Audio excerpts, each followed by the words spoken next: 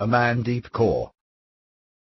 Well, I didn't have any interest in politics prior to 1988.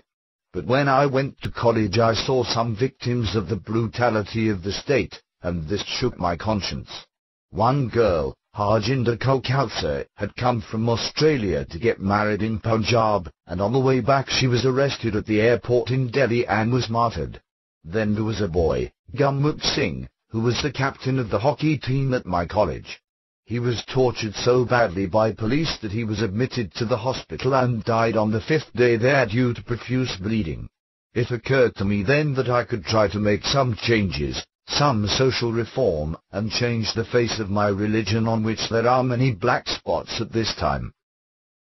After our college mate Gurmukh Singh died, some of us went to his house to express our sympathy to his family.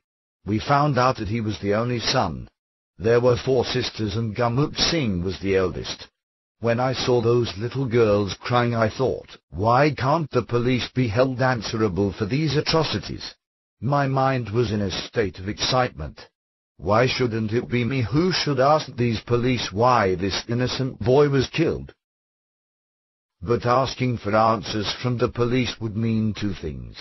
Either I would be killed like Gurmukh Singh in an encounter, or else they would put ammunition on me and I would languish in jail for years. So I didn't do anything. I was the best athlete of my college for 4 years, and I became captain of our team of girls hockey. I was considered to be a brilliant sportswoman and an intelligent girl, and I came from a good family, but it was paining my heart that Sikh boys and girls who were really deserving couldn't reach the positions in life they deserved. I saw discrimination everywhere. Then by the grace of a Heguru I met one Singh, Dev Singh, who was related to me distantly. He knew that I belonged to a devout family and that I could do anything I was told to do very responsibly. One day he told me bluntly that there was some ammunition that had to be taken to some particular place. Could I do that? I said, yes, I will do it, and Dev Singh handed over all the ammunition. Why did I do this? I did it because I wanted to know the answer as to why Gurmukh Singh was martyred. I wanted to hold the police answerable for their crimes, and there was no way to do it other than this way. I couldn't stand the torturing and killing of innocent boys. I decided not to tell my family about this decision to take action, because I feared they might obstruct my path. I had made up my mind to do it, come what may. And with my fellow friends I wasn't sure they were as serious as I was, and thought they might make fun of me or something. I told nobody what I was going to do.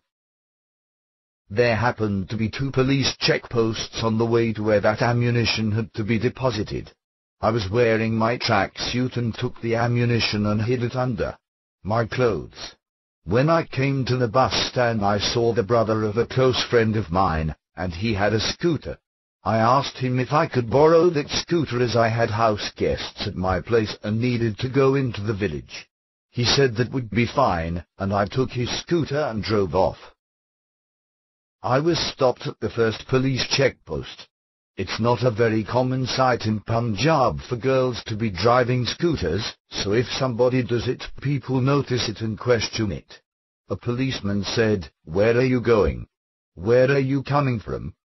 It turned to it that they were looking for 2 young men, and one of them was in fact Dev Singh, who had assigned me this responsibility.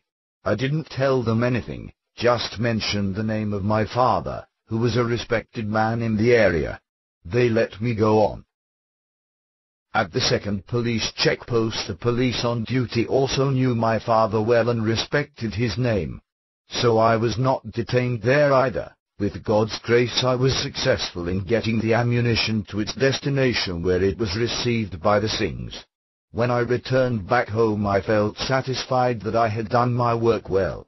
I was contented and actually jubilant. In this moment of jubilation it occurred to me that if I could be successful in this, why couldn't I join my Sikh brothers in direct combat action? After all, Sikh girls are as brave as Sikh men, and I knew they always stood by their brothers and husbands in times of need. I knew I was capable of taking any risk, that nothing could scare or deter a Sikh woman. I didn't know of any women, though, who were actually involved in combat.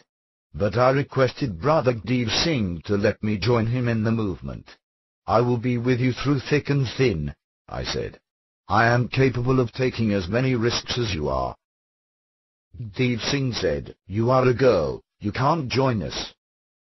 I realized that to be a girl is really a big sin in India. But through my repetitive and persistent requests and my bold assertions, he finally said, "Okay, you can be a member of Khalistan Commando Force, but we can't take you on any combat actions."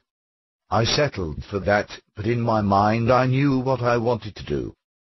They first had me sign up as a member of the Sikh Students' Federation on November 12, 1988.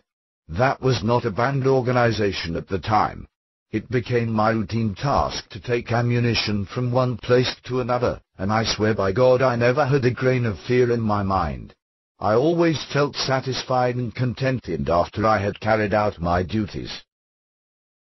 During all this time, I didn't mention a word to my family, and especially not to my mother.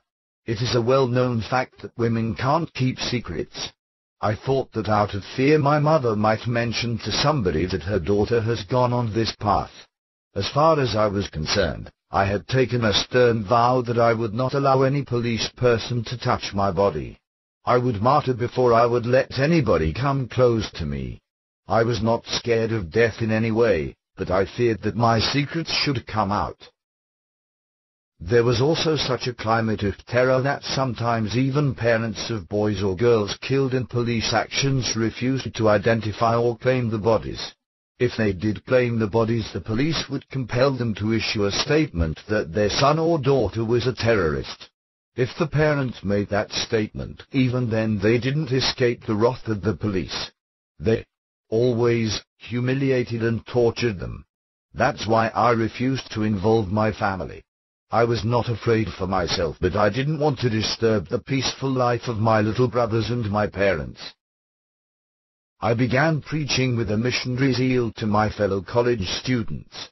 I started telling them to abide by the teachings of Guru Granth Sahib.